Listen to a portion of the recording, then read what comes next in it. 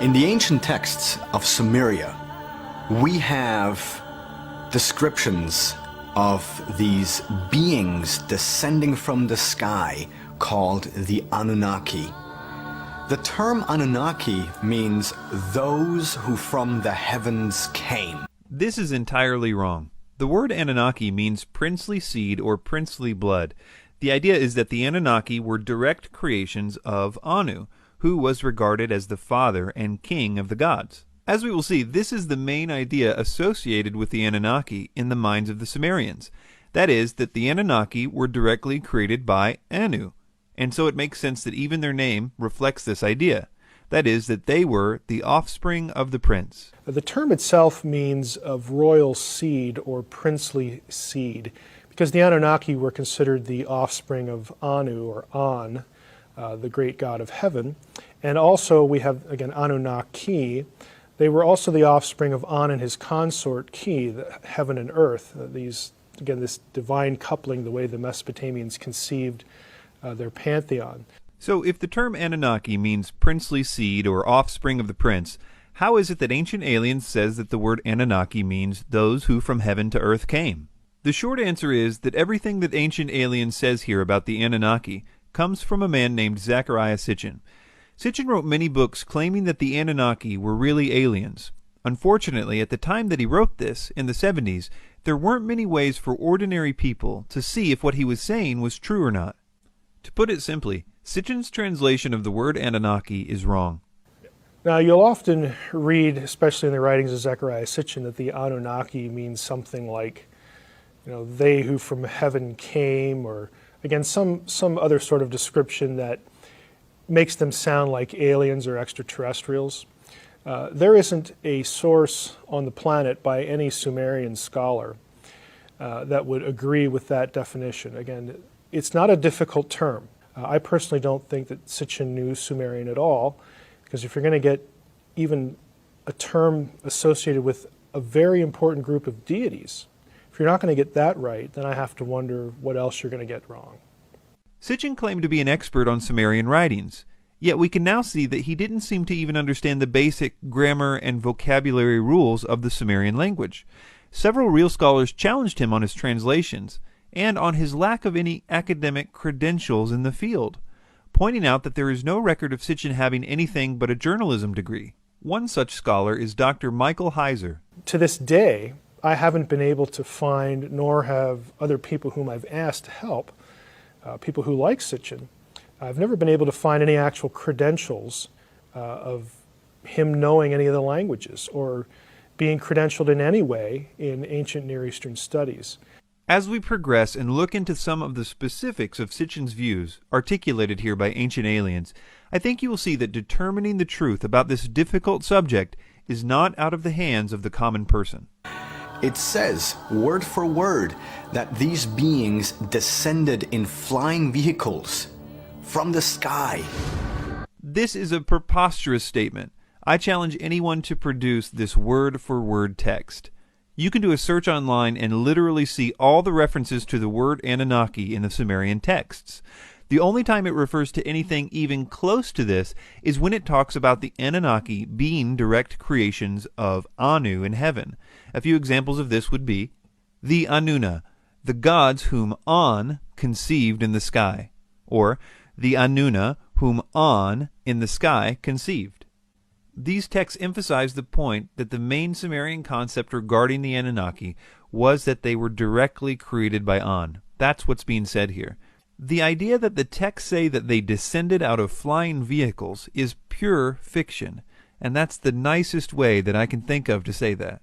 What Ancient Aliens does here is they show pictures of the winged solar disk as they talk about the Anunnaki, and I guess they expect the audience to think that these texts speak of these disks like spacecraft in the Sumerian stories, when in fact the solar disks seen in the iconography are not associated with the Anunnaki at all, but rather with the sun and or the sun god. This is probably why Tsoukalos says the following. And they were always described or depicted in floating above some quote-unquote regular people. Since the Anunnaki are never depicted floating above people's heads, we can see that they want people to believe that the solar disk icon equals the Anunnaki spacecraft. This is wrong for several reasons. Number one, the solar disks in the Sumerian culture really did represent the sun, or the sun god. The sun traveling across the sky every day was seen to have been facilitated by wings on the sun. You need to know that there is nothing in these descriptions of the sun in the Sumerian texts that would suggest that they were really talking about a UFO. As boring as it may be, they were really talking about the sun. One way to demonstrate this is found in the Epic of Gilgamesh. Gilgamesh worships Shamash, the sun god, in order to get favor for part of his journey. And he does this by facing east in the morning, that is, in the direction of the rising sun. The idea that ancient aliens proposes here, that the Anunnaki actually came out of the solar disks, or that they were pictured riding in them, is just a lie. There's no way around it. We can find not only descriptions of the Anunnaki, but also depictions. And we can see them in statues, in carvings. So it's all very interesting to see that those beings looked like modern-day space travelers with weird suits. Some of them wore wristwatches, they had boots on, and helmets, and above all, wings. All throughout the Ancient Alien series, they show these pictures of Akkadian winged genies and refer to them as Anunnaki. But funnily enough, winged genies aren't Anunnaki. In fact, these reliefs aren't even Sumerian, they're Akkadian. But hey, while we're here, we might as well explain what's going on in these images, even though they have absolutely nothing to do with the Anunnaki. The belief was that certain aspects of nature were controlled by these winged genies. Most notably, they were responsible for the fertilization of the crops. They were often depicted with a bucket of pollen or water in one hand, and a group of male flowers or a pine cone in the other hand. They often are depicted as fertilizing a date tree, which was a symbol of fruitfulness. Sometimes they would be depicted as being pointed at the king, which, because of the accompanying inscriptions, we know means that the king was seen to be a type of intermediary between the gods, and responsible for the fruitfulness of the land and the people. One way to demonstrate this is by explaining what Ancient Aliens calls a wristwatch. First, you should take note that if this is a watch, then these genies were serious about timekeeping, because they wore one of these on both wrists and often on a headband as well. This watch is actually an Akkadian symbol for Ishtar, the goddess of fertility. You can see the same rosette on the famous Ishtar Gate in Babylon. The fertility of the land was associated with, as you might expect, the goddess of fertility, and these beings are depicted as acting on behalf of Ishtar as they fertilize this date tree. This also probably explains the wings, considering that the natural and visible way that a flower is pollinated is through bees and birds. Therefore, it's not so hard to see that they were depicting their spiritual agents of pollination with wings as well. Zecharia Sitchin has essentially suggested that the reason why we were visited in the remote past is because the ancient astronauts' home planet needed gold for their atmosphere, and that their gold content in the atmosphere was depleting. So they came to Earth in order to mine gold and bring it back to their home planet. This idea about aliens coming to mine gold for their atmosphere in the ancient past is widely repeated by ancient astronaut theorists. In fact, it's become something of a foundational idea in the movement.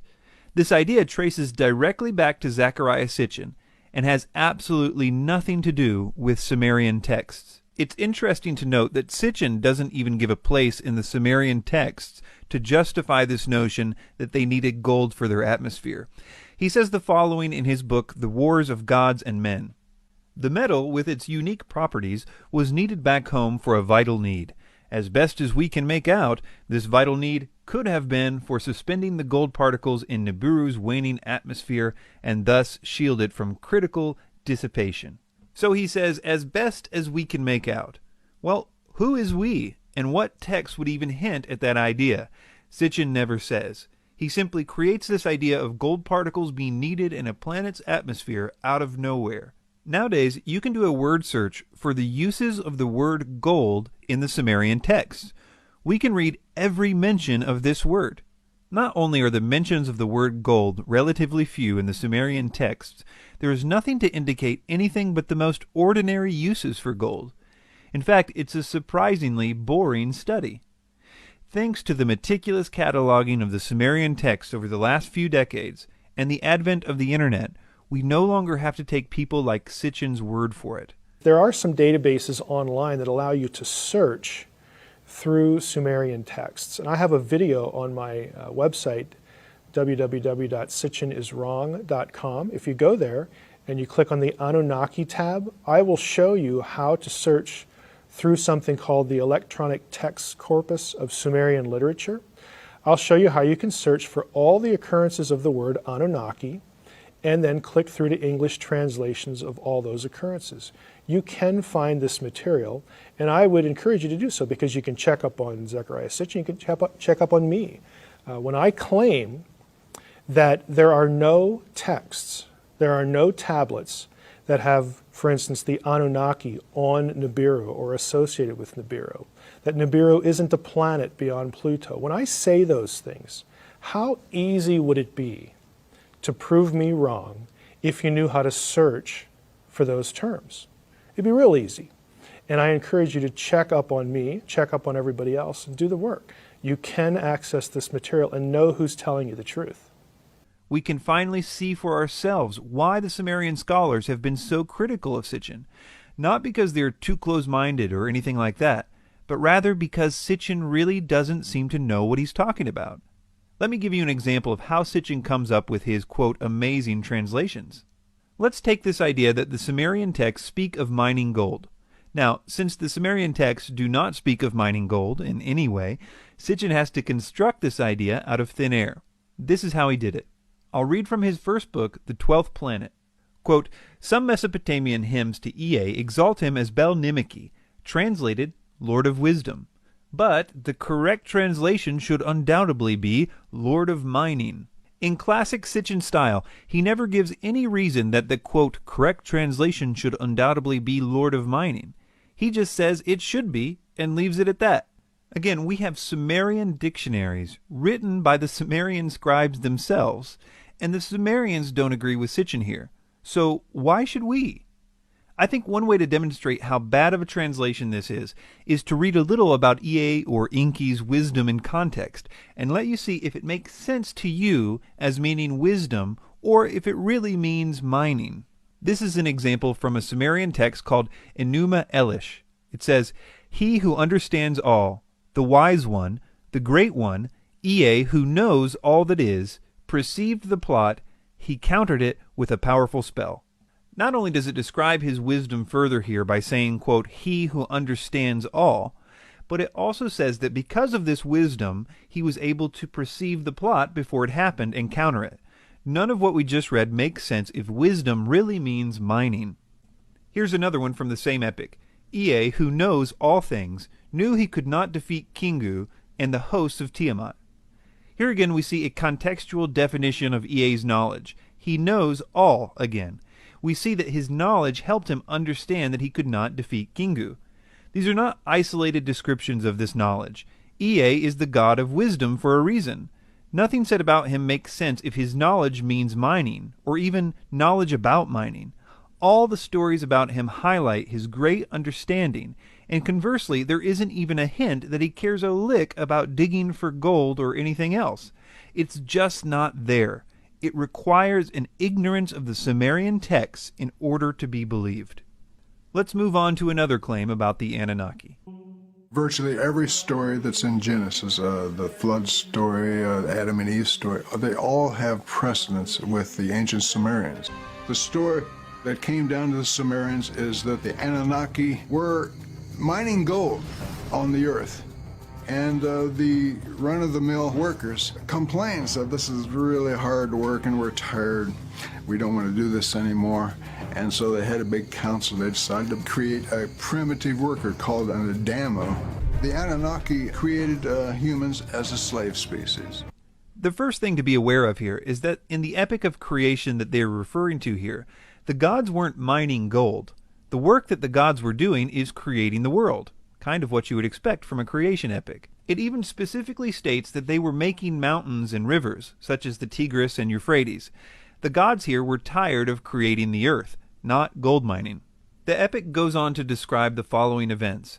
The gods decide to mix up themselves with clay and make man. As the version of men that they made increased in number, the noise that they made angered the gods. So they decide to kill them off with a flood.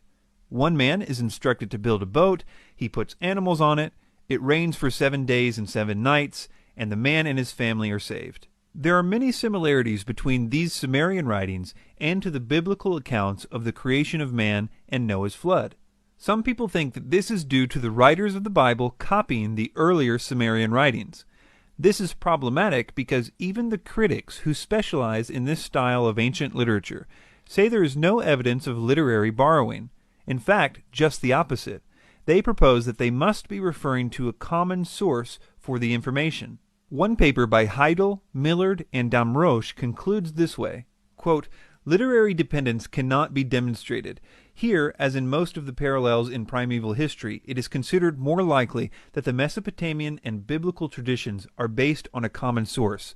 Some understand this common source to be a piece of more ancient literature, while others consider it the actual event. Add to this that it's not just the Sumerian texts and the Bible that are talking about the same basic story, but obvious elements of this story can be found in almost every early culture, regardless of its location.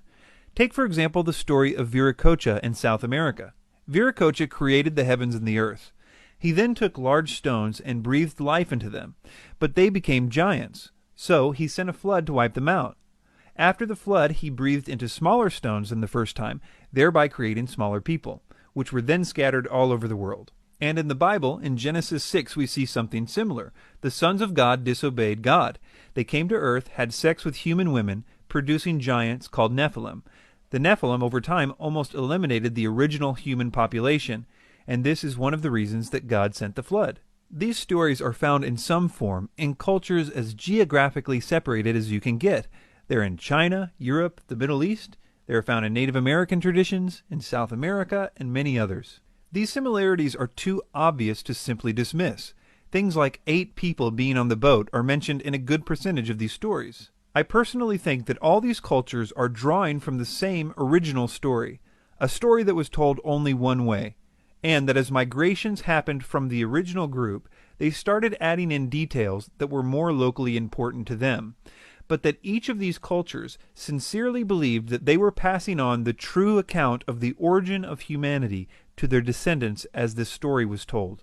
Ironically, if you take it at face value, if there really was a flood and all people except for the ones on the boat were destroyed, and if most modern cultures were descended from them, the fact that the entire world seems to have inherited the same story would make sense, because they essentially have the same 8 ancestors who experienced such a dramatic event and made it a point to pass the story to each generation. I propose that something like this really did happen in ancient history. I don't personally see any logical way around it. The question I have is which, if any, of these accounts is closest to the truth? Ancient Aliens tells us that the Sumerian version is closest to the truth because they were recorded earlier. That makes sense to a point, but we have to remember that the events described in the Sumerian texts were still ancient history to the Sumerians. So the question is not so much about the date of the writing, but rather their ability to preserve the story. I'll give you a few very good reasons to seriously doubt that the Sumerian accounts should be given more weight where they differ from the others. The first is that Sumerian stories are not logically consistent. Take, for example, that in both the Sumerian and biblical accounts, dimensions for the boat are given. The mere fact that an important part of this story is the dimensions of the boat is interesting. But when you draw out the dimensions, you have on the one hand the Sumerian boat being a big cube, and the biblical one being described by naval engineers as nearly perfect for maintaining stability without hull damage in incredibly rough seas. Another reason not to trust the Sumerian texts where they differ from the others is that, as every Sumerian scholar knows, the Sumerians constantly change the details of their stories to suit the different situations. For example, texts of the same story found in the Temple of Enki will differ from the ones found in the Temple of Enyana, even if they are from the same time period, but especially if they're from a different time period. To quote one Sumerian scholar, quote, "Inconsistencies are a regular feature of Sumerian poetry," end quote. He goes on to say that integration of different texts by the Sumerian scribes often appears somewhat careless. Compare that with the ancient Hebrew scribes, who were notorious for taking their job ultra seriously. They had many rules that governed their copying of their sacred texts. For example, it is said that they would have to speak every letter out loud before committing it to paper. One example of a vindication of this meticulous attention to detail is with the Isaiah scroll found in the Dead Sea Scrolls. The earliest copies of the Hebrew Old Testament before the Dead Sea Scrolls were the Masoretic texts, which were copied between the years 600 and 1000 AD. So the Isaiah scroll, one of the best preserved scrolls, would be a way to prove or disprove if their scriptures had been faithfully copied by the scribes during the previous 800 years. As it turned out, they did a flawless job, and the Hebrew scribes were vindicated.